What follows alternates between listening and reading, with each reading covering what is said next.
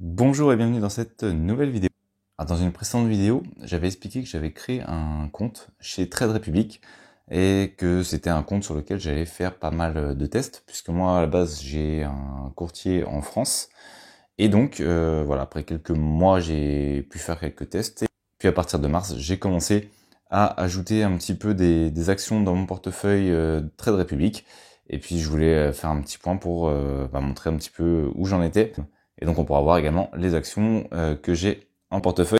Alors à noter, ce compte Trade Republic, donc ce compte titre, c'est le plus petit que j'ai. Actuellement, j'ai également un autre compte titre en France chez un courtier et j'ai également un PEA en France chez un courtier. Donc en l'occurrence, j'ai 3 comptes pour la bourse, donc 2 comptes titres et un PEA.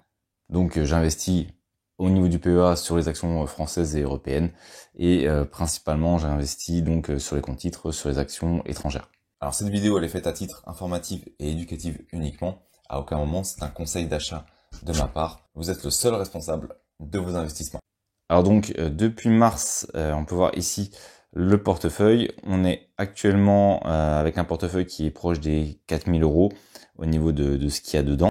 Au niveau des actions, donc on peut voir que j'en ai 7 actuellement en portefeuille. Donc on a plusieurs vues, hein. J'avais déjà expliqué un petit peu comment fonctionnait l'application.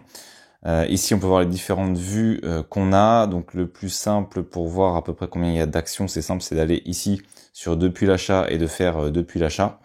Donc, on peut voir que j'ai actuellement 23 actions Unilever, j'ai une vingtaine d'actions Cisco, une quinzaine de Intel.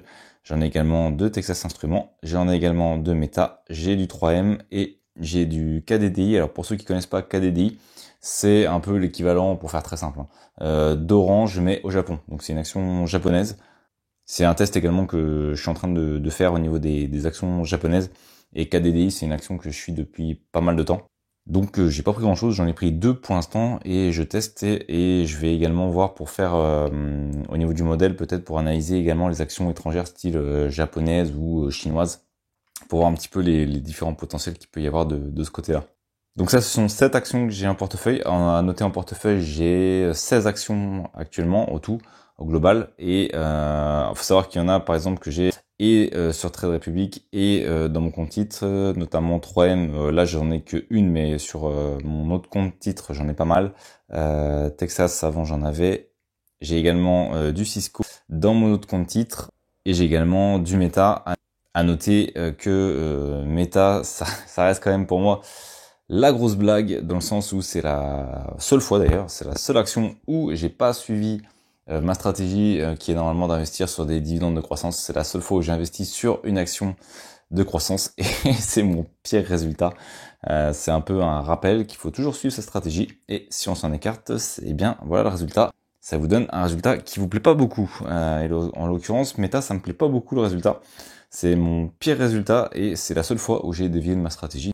Donc voilà à peu près pour les différentes actions qu'on va retrouver en portefeuille, hein, des classiques des actions en dividendes comme Unilever, Cisco, j'en ai déjà parlé, je pense que c'est une action qui plus tard va être intéressante sur le plan des dividendes. Intel et Texas, c'est notamment pour la partie semi-conducteur, où en fait c'est un peu en l'occurrence un pari, un peu comme le pétrole en 2020, au moment où toutes les actions pétrolières avaient totalement chuté, plus personne n'en voulait. Là, les semi-conducteurs, ils ont pris cher parce que justement, il y a eu pas mal de pénuries. Donc Texas Instruments et Intel notamment avaient pas mal chuté. Et je me dis, quand ils vont sortir des pénuries qu'ils vont pouvoir revendre, enfin si à un moment ils arrivent à en sortir, à ce moment-là, ça pourra peut-être faire comme avec le pétrole il y a 2 ans. Pendant 2 ans, les actions pétrolières ont pas mal souffert, puis elles sont reparties en flèche, notamment avec le prix du pétrole, la demande, enfin tout qui était reparti au niveau de l'économie.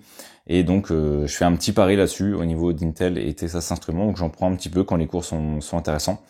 J'en prends au fur et à mesure. Meta, je l'ai expliqué, hein, c'était le pari sur la croissance qui est pour l'instant pas un bon pari.